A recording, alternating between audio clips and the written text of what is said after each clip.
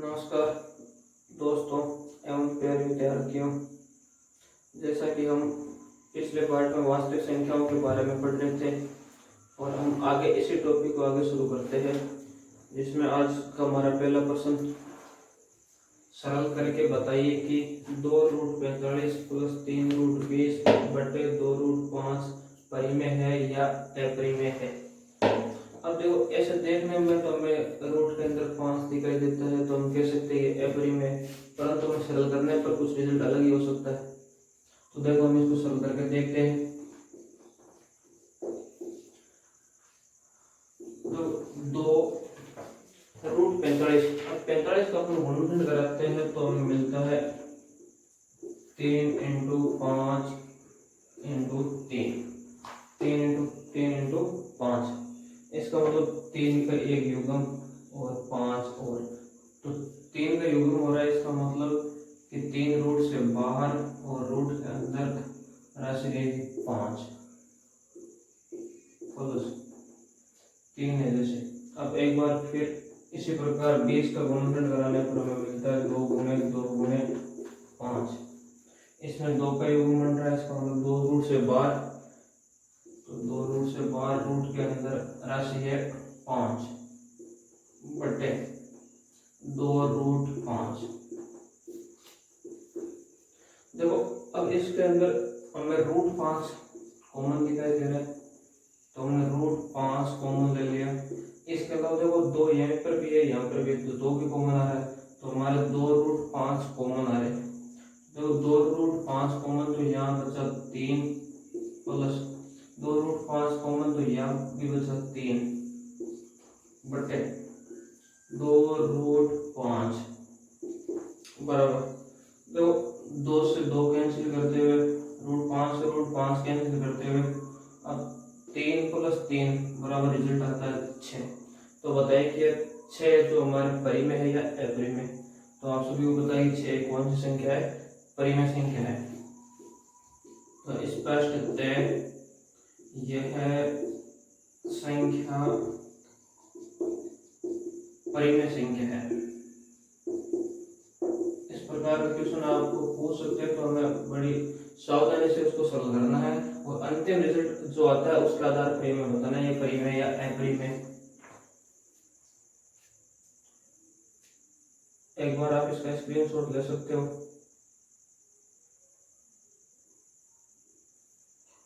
अब देखो, हमने परिमेय और अपरिमेय संख्याओं के बारे में काफी कुछ जानकारी प्राप्त कर ली है। अब इसके बाद में हमारा अगला प्रश्न है, कई बार परीक्षा में सरल करने वाले प्रश्न नहीं पूछकर जो कंसेप्ट पर आधारित प्रश्न होते हैं वे भी पूछ लिए जाते हैं। जैसे कि हमारे क्वेश्चन है कि अंकगणित के आधारभूत परिमेय क्या है। ध्यान से समझना है, अंकगणित की आधारभूत परिमेय क्या है।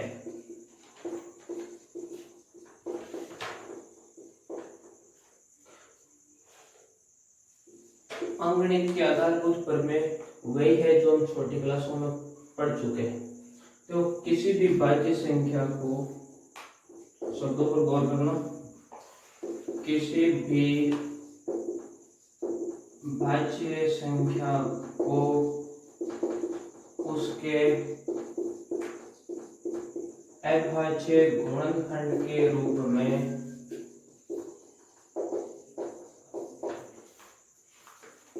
अभाज्य गुणनखंड के रूप में लिखना ही अंकगणित के आधारभूत परिमेय है।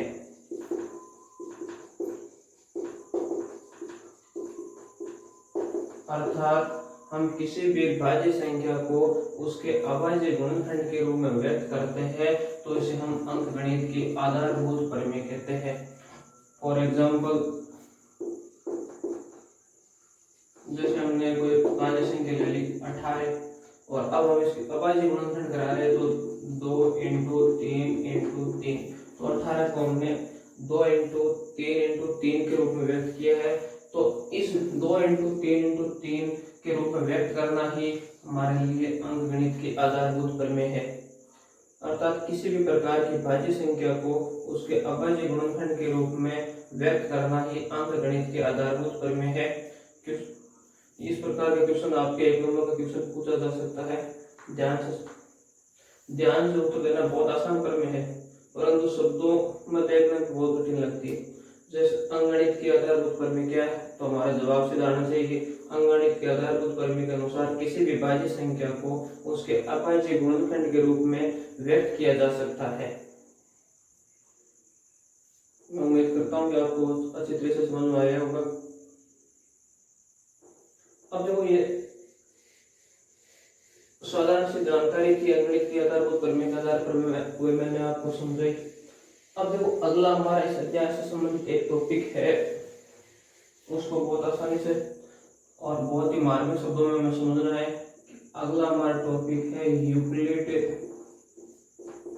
विभाजन विधि।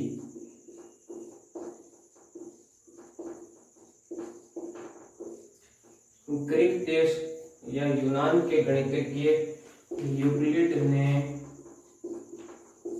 एक प्रमेय दिया था, उसको हम कहते हैं यूक्लिड विभाजन प्रमेय या यूक्लिड विभाजन विधि। ये वही विधि है जब हमें छोटी क्लासों में सीखने को मिलती है। हम लिखते हैं कि भाज्य बराबर भाजक गुणा भागफल प्लस शेषफल। भाज्य बराबर भाजक गुणा भागफल प्लस शेषफल। यह केवल धनात्मक पूर्णांक राशि पर ही लागू होती है। पहली शर्त, यह केवल धनात्मक पूर्णांक राशि पर ही लागू होती है। इसका मतलब है कोई भी हम दो धनात्मक पूर्णांक लेंगे और उसमें इसको लागू कर सकते हैं। जैसे हम एग्जाम्पल के माध्यम से समझते हैं कि दो धनात्मक पूर्णांक जैसे हमने ली है 18 और 8। अब ध्यान रखना, हमें पता है कि बड़ी राशि होती है उसे हम कहते हैं भाज्य, अर्थात 18 जो होगा हमारे लिए भाज्य होगा और जो छोटी राशि उसे हम कहेंगे भाजक, तो हमारे लिए भाजक होगा 8। 8 का भाग 18 में 2 बार और जो शेष बचता है कितने 2। इसका मतलब 18 को हमने लिख दिया 18 बराबर 8 गुणा 2 प्लस 2, तो ये भाज्य ये भाजक और इसको कह दिया भागफल और इसको कह दिया शेषफल। अब देखो, इसी को दूसरे शब्दों में लिखते हैं कि हमने कह दिया कि भाज्य है जो एक धनात्मक पूर्णांक a है और भाजक है जो धनात्मक पूर्णांक b है और भागफल है जो q है और जो शेषफल है वह r है। अर्थात a बराबर bq प्लस r, जहां a बड़ा है b से। विशेष ध्यान रखना है, भाज्य हमेशा भाजक से बड़ा होता है, तो इसको ही हम कहते हैं यूक्लिड विभाजन विधि। तो यूक्लिड विभाजन विधि a बराबर bq प्लस r, जहां a बड़ा है b से और a होता है जो होता है भाज्य, b होता है जो भाजक और जो q होता है वह भागफल और जो r होता है वह शेषफल। अब देखो, इस विधि के आधार पर हमारे अध्याय में प्रश्न दिए गए हैं कि यूक्लिड विभाजन विधि द्वारा HCF ज्ञात कीजिए। तो हमें इस यूक्लिड विभाजन विधि का एक अनुप्रयोग भी पता हो गया कि इसका अनुप्रयोग HCF ज्ञात करने के अंदर किया जाता है और इस प्रकार का प्रश्न बोर्ड परीक्षाओं में पीछे पूछा भी गया है और भी पूछने की उम्मीद है। परंतु में ध्यान रखना है, यूक्लिड विभाजन विधि से जब हम HCF ज्ञात करते हैं तो केवल और केवल दो धनात्मक पूर्णांकों के ही HCF ज्ञात किए जा सकते हैं। दो से अधिक अगर धनात्मक पूर्णांक है तो वहां पर हम यूक्लिड विभाजन विधि से HCF ज्ञात नहीं कर सकते। जैसे क्वेश्चन है 81 व 237 का HCF यूक्लिड विभाजन विधि से ज्ञात कीजिए।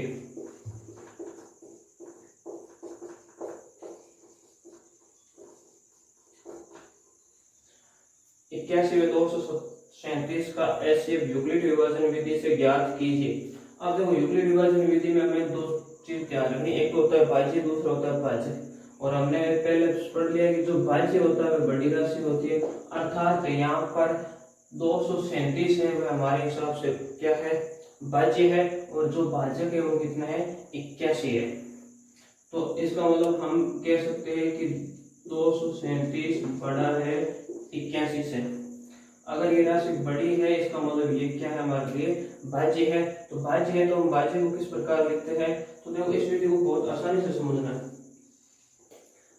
अब इस प्रकार हम भाग देते हैं, तो यहाँ पर किसको लिखते हैं, भाजक को। तो भाजक हमारे लिए कितना है, 81, और भाज्य कितना है, 237।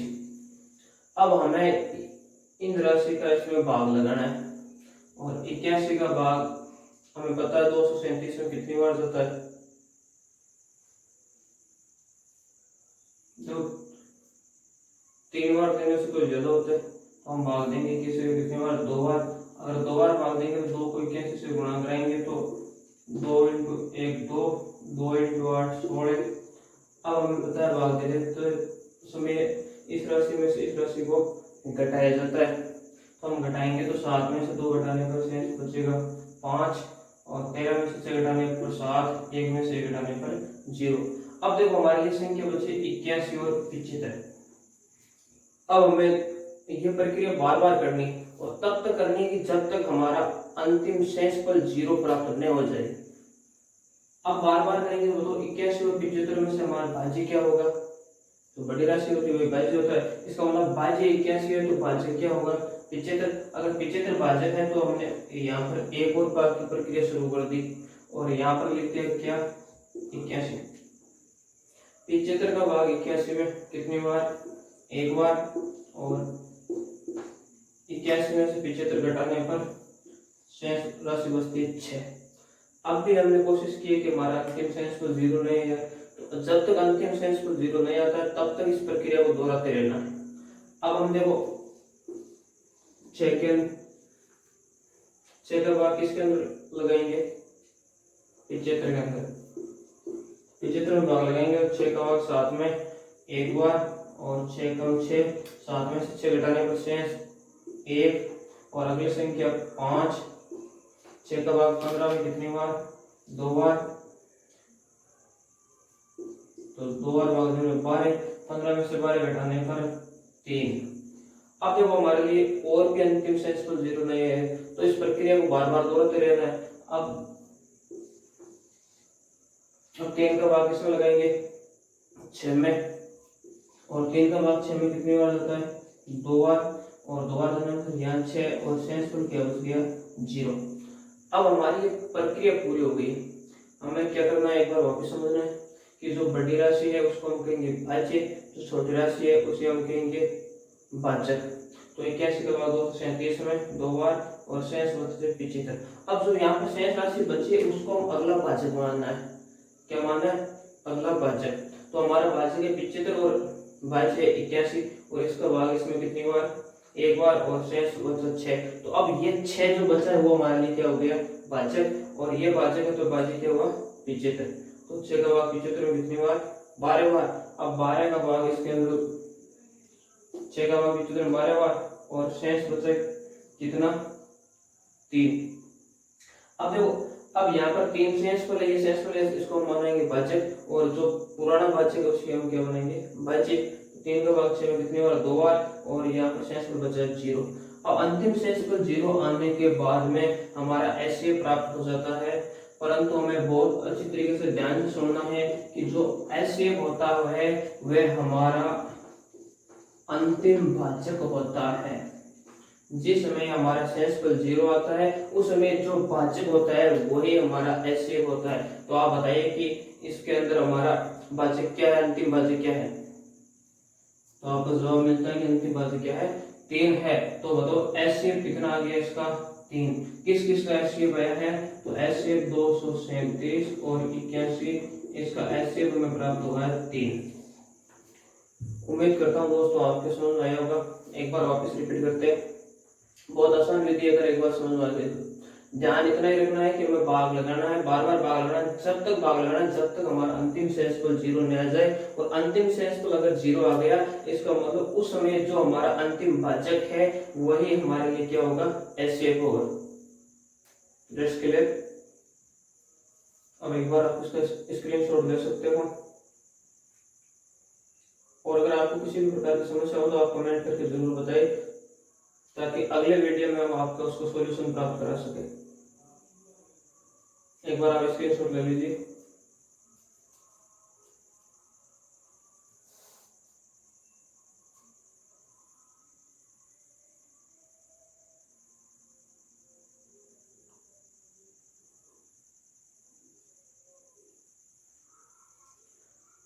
अगर आपने स्क्रीनशॉट ले लिया तो मैं इसको मिटा सकता हूं।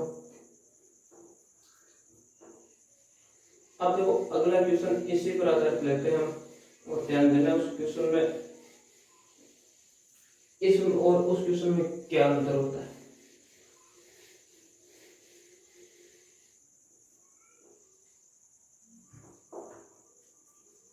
वह बड़ी से बड़ी संख्या ज्ञात कीजिए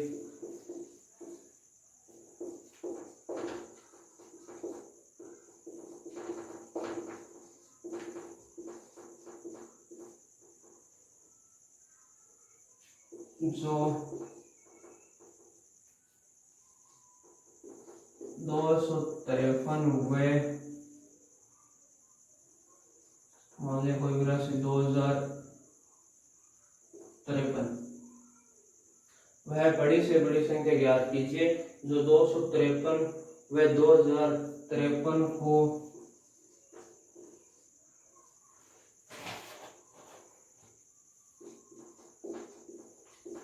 विभाजित करे तो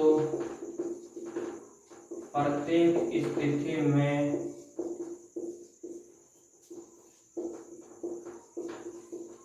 शेषफल 5 प्राप्त हो। कोई जरूरी बने, इसमें कोई आवश्यकता नहीं है कि आपको संख्या यही मिले, कोई भी संख्या मिल सकती है। ये मैंने मनमर्जी से लिखी है, आपको तरीके पर ध्यान देना है। अब देखो वह बड़ी से बड़ी संख्या ज्ञात कीजिए जो 253 में 2053 को विभाजित करे तो प्रत्येक स्थिति में शेषफल 5 प्राप्त हो। अगर यहाँ पर लिखा है बड़ी से बड़ी संख्या, इसका मतलब हमें एचसीएफ ज्ञात करना है।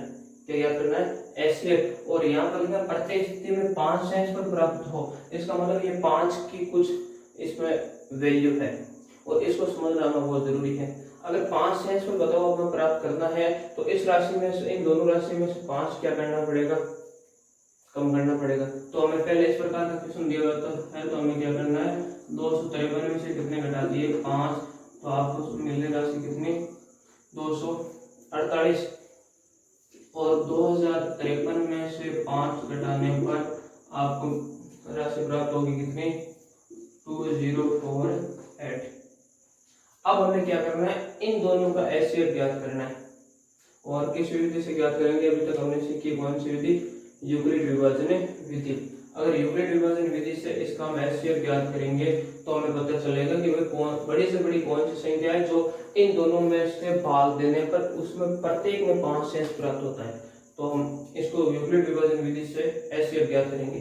तो बताओ इसमें बड़ी राशि कौन सी है, 2048। इसका मतलब हमारा भाज्य है 2048, तो हमने लिख दिया 2048 बड़ा है 248 से। इसका मतलब ये भाज्य है और ये क्या है, भाजक है। तो हम 248 का भाग लगाएंगे 2048 में। कैलकुलेशन लंबी हो सकती है, घबराना नहीं है।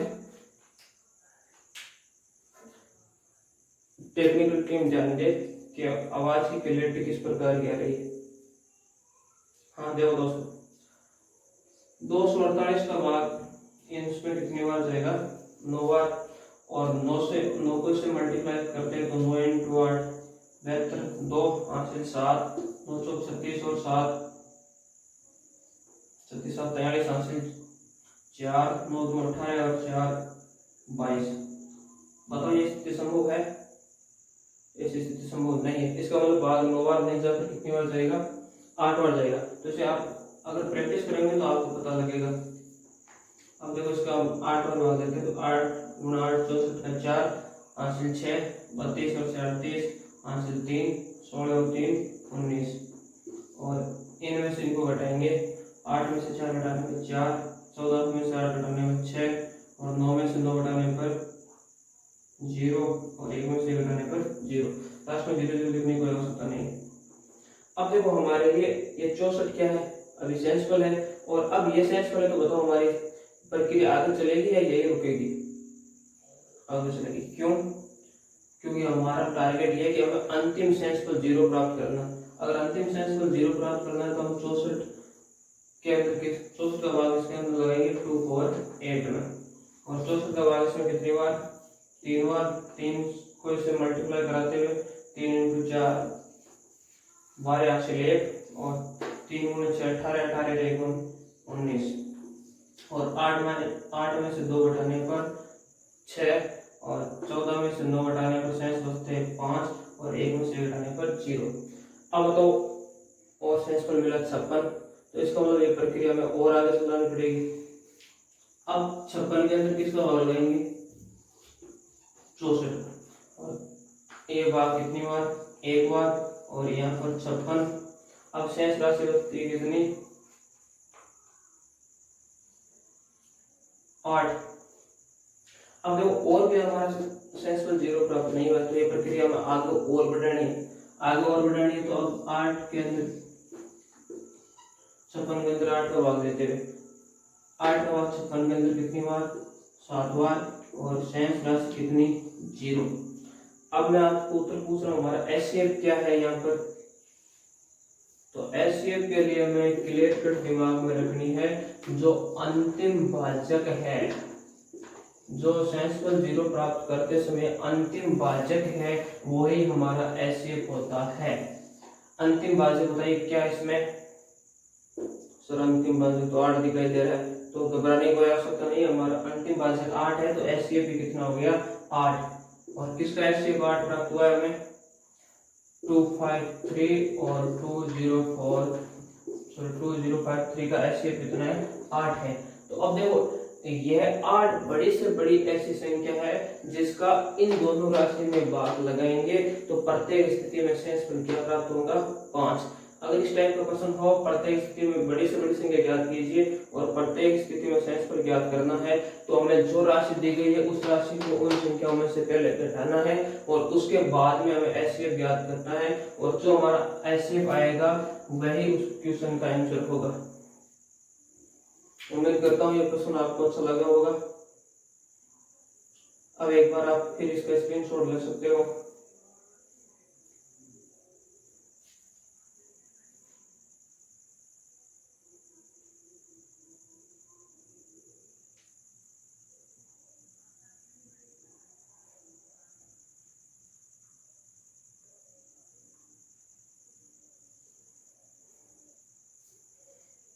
चलो आपने स्क्रीनशॉट ले लिया, तो मैं इसको मिटा रहा हूँ।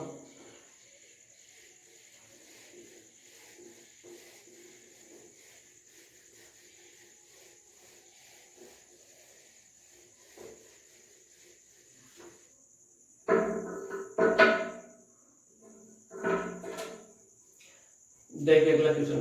अब देखो हमने यूक्लिड विभाजन विधि से केवल एचसीएफ ज्ञात किया। अब इस विधि के अलावा हमारे सिलेबस में एक विधि और है एलसीएम और एचसीएफ ज्ञात करने की, जो कि व्यापक विधि है। उसका नाम है अविभाज्य गुणनखंड विधि। अविभाज्य गुणनखंड विधि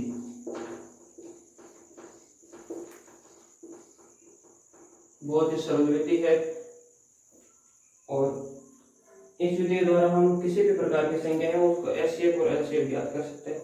यूक्लिड विभाजन विधि में हम केवल और केवल एचसीएफ ज्ञात कर सकते हैं, वे भी 2 धनात्मक पूर्णांकों के केवल, और इसमें हम किसी भी प्रकार के पूर्णांक राशि के किसी भी प्रकार की धनात्मक पूर्णांक राशि के एचसीएफ और एलसीएम ज्ञात कर सकते हैं। अब देखो हमारा क्वेश्चन है अविभाज्य गुणनखंड विधि से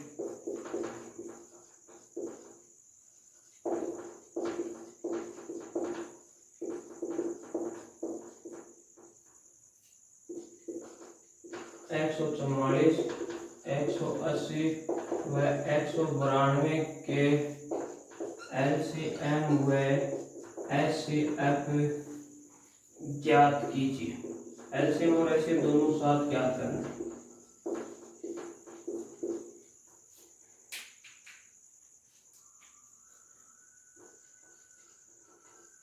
देखिएगा, अभाज्य गुणनखंड विधि से 144, 180, 192 के एलसीएम और एचसीएफ ज्ञात कीजिए। अगर अभाज्य गुणनखंड विधि से हमें एलसीएम और एचसीएफ ज्ञात करने हैं तो पहले हमें दी गई संख्याओं के अभाज्य गुणनखंड करवाने हैं। तो पहली संख्या हमारे पास में 144 और इनके अभाज्य गुणनखंड करेंगे तो सर्वप्रथम 2 का भाग लगाते हुए 14 के अंदर 2 का भाग 7 बार और 4 के अंदर 2 बार, इसी प्रकार 2 का भाग और 72 में 36 और 2 का भाग लगाते हुए 18 और इसी प्रकार 2 का भाग लगाते हुए 9। अब हमें बताया कि 2 का भाग नहीं जा रहा है तो किसका भाग जाएगा?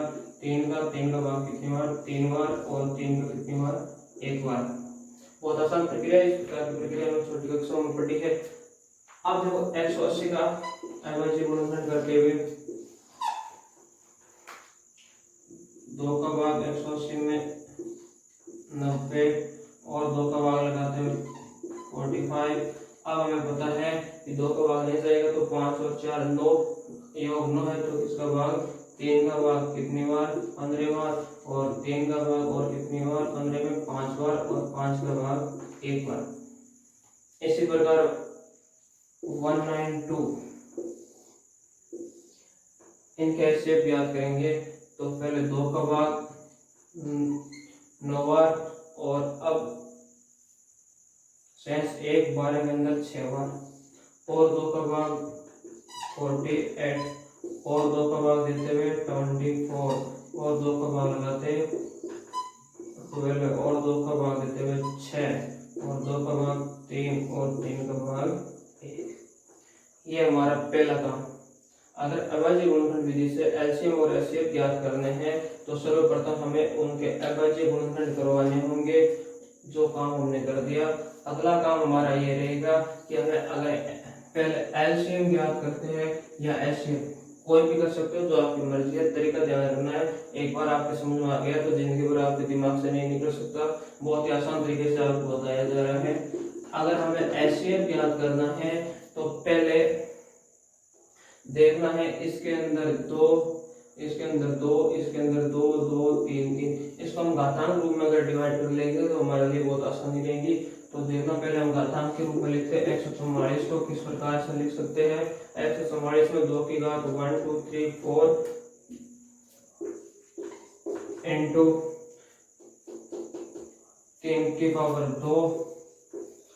इसी प्रकार 180 के अभाज्य गुणनखंड 2 की पावर 2 और 3 की पावर 2 इंटू 5, 2 की पावर 2 इंटू 3 की पावर 2 इंटू 5।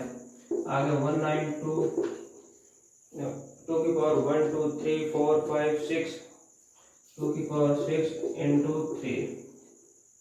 ध्यान देना, अभाज्य गुणनखंड को हमने घातांक रूप में लिख दिया तो इसका मतलब हमारा आधा अधूरा काम बहुत आसान हो गया है।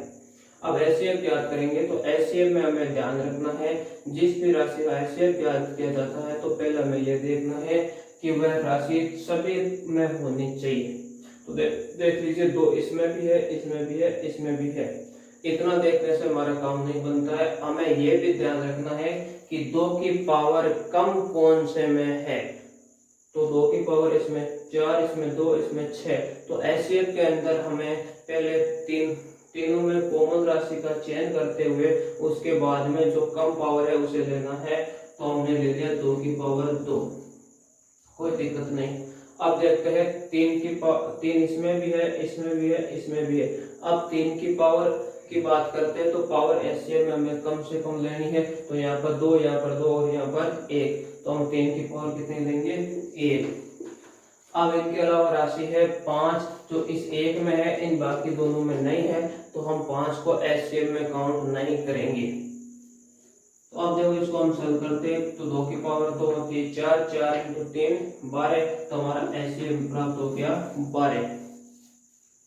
अब एलसीएम की बात करते हैं तो एचसीएफ भाई साहब का एलसीएम उल्टा है। एलसीएम ज्ञात करेंगे तो हमें पहले ये देखेंगे कॉमन राशि किन किन में है, तो 2 की पावर इसमें भी है, इसमें भी है, इसमें भी है। परंतु एचसीएफ में हम पावर लेते हैं जो तीनों में होती है उनमें सबसे छोटी, परंतु एलसीएम में हम पावर लेंगे जो तीनों में उनमें सबसे बड़ी। तो सबसे बड़ी पावर हमारे पास में है 2 की घात 6। उसके बाद में देखते हैं 3 इसमें भी है, इसमें भी है, इसमें भी है। और अब हम पावर की बात करते हैं, तो जो पावर बड़ी है उसे लेंगे तो 3 की पावर या 2 और यहाँ 1। तो बताइए 1 लेंगे या 2? चलो आपका जवाब हो रहा है 3 की पावर 2। बहुत बढ़िया, मुझे विश्वास हो रहा है कि आपके समझ में आ रहा है। अब एलसीएम में हमें ध्यान रखना है कि जो राशि समान के अलावा जितनी भी शेष बचती है उसको मल्टीप्लाई करते हुए लेना है। तो 2 और 3 आ गई, उसके बाद में हमारे पास में राशि बच रही है 5, और इस 5 को हम मल्टीप्लाई में लिख दिया। दोस्तों उम्मीद करता हूँ आप समझ गए होंगे कि एलसीएम ज्ञात करते समय हम घात अधिकतम लेते हैं। अधिकतम किसकी लेते हैं? जो सभी में उपनिष्ठ हो उसकी, और उनके अलावा जो राशि बचती है उसको मल्टीप्लाई के रूप में लिखा जाता है। तो अब देखो हम इसको सरल करते हैं। 2 की पावर 6, इसका मतलब डायरेक्ट पता होना चाहिए। 2 की पावर 6 64, और 3 की पावर 2 होती है 9, 9 इंटू 5 45। 2 की पावर 6 64, 3 की पावर 2 9, 9 इंटू 5 45। अब देखो इनको मल्टीप्लाई करते हुए हम आंसर प्राप्त करेंगे। तो 6 4 इंटू 4 5, ध्यान देना मल्टीप्लाई, 5 इंटू 4 20, हासिल 2, 5 इंटू 6 30, और 4 इंटू 4 16, 16 और 30, बताइए 16 और 30 46, और 2 हासिल 48। अब हासिल 4 और 6 इंटू 4 24, 24 और 4 28।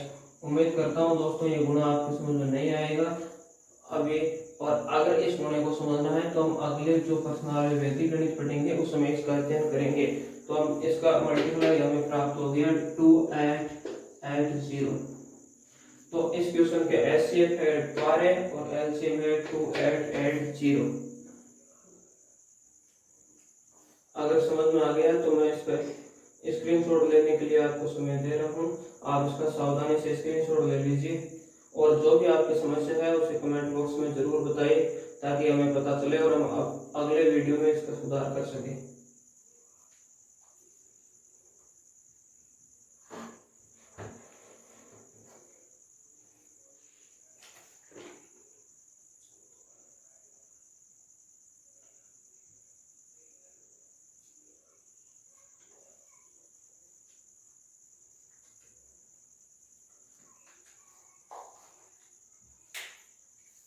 दोस्तों उम्मीद करता हूँ कि आज हमने जिस प्रकार पहले प्रश्न में परिमेय या अपरिमेय का जांच किया था उसके बारे में पढ़ा। उसके बाद में हमने अंगणित की आधारभूत परिमेय जानी। अंगणित की आधारभूत परिमेय आप सभी को पता है कि किसी भी भाज्य संख्या को उसके अभाज्य गुणनखंड के रूप में व्यक्त करना ही अंगणित की आधारभूत परिमेय है। और इसके बाद में हमने अगला क्वेश्चन क्या था, यूक्लिड विभाजन विधि से एचसीएफ ज्ञात करना। यूक्लिड विभाजन विधि देने वाले यूनान के गणितज्ञ यूक्लिड थे, और जिनके अनुसार किन्हीं 2 संख्याओं के एचसीएफ ज्ञात किए जा सकते हैं, जो उनके निरंतर भाग देकर अभी सीखा था। और उसके बाद में हमने अभाज्य गुणनखंड विधि से एलसीएम और एचसीएफ ज्ञात करना सीखा। और उम्मीद करता हूँ कि आज की क्लास आपको अच्छी लगी होगी। अगर आपको आज की क्लास अच्छी लगे तो इसको लाइक और शेयर जरूर करें, तथा अभी तक अगर आपने इस चैनल को सब्सक्राइब नहीं किया तो चैनल को जरूर सब्सक्राइब करें तथा